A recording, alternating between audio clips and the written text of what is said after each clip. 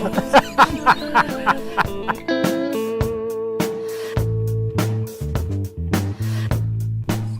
the 1st of December, so it's winter. Or it's winter in my calendar anyway. And today has been, well, the last 24 hours have been full of good news. Small things, but things that really improve life.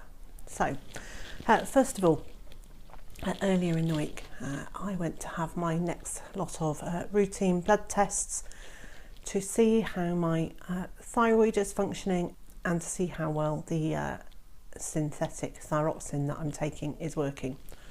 Well, apparently, for the first time in 2.5 years, my thyroid has stabilised, and although I don't feel great yet, very often how you feel follows a couple of months behind what your blood results say.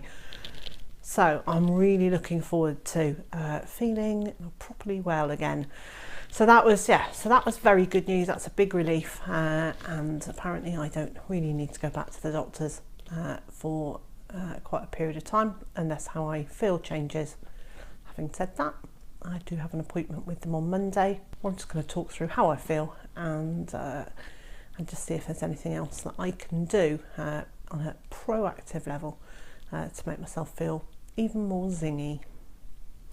So that was the first bit of good news. The second bit was I just had a little voucher sent to me online from a company I buy bits and pieces from, but I certainly wasn't expecting a voucher for them, so that's like a little Scooby bonus, isn't it? And 2 things in the kitchen have been really good. One is that I've now batch cooked enough meals that I think the cat's about to have a fight, sorry. I've now cooked enough batch meals that basically all I have to do is think, what do I fancy today, and go and get it out of the freezer and make sure it's defrosted. So that's pretty nice. So today we're having a pork casserole with Greek gigantes beans in it, which Mr. J and I both really like, and then I'm serving it with some yellow beans.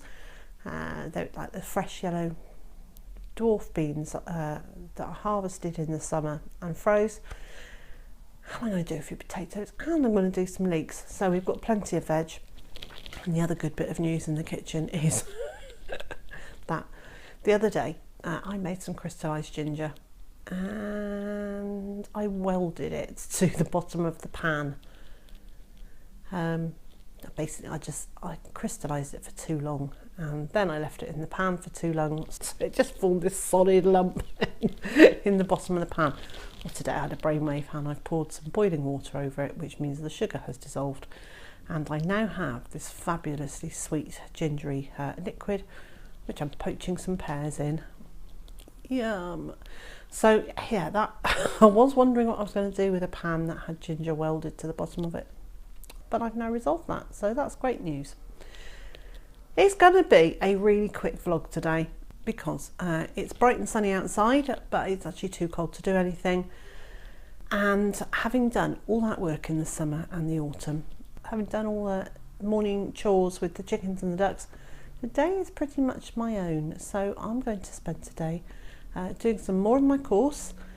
This is a long old course, it's at least 72 hours long, and I then go off and do some extra reading after each lesson. So I'm taking my time and I'm doing it in depth, so I am going to enjoy a bit of time today learning some more, getting my brain thinking a bit more, getting me thinking about what I'm going to be doing next year out in the garden and elsewhere across the homestead. All good stuff. And so, wherever you are in the world and whatever you've got planned for today, I hope you have time for something for you. I also hope you can join me again tomorrow.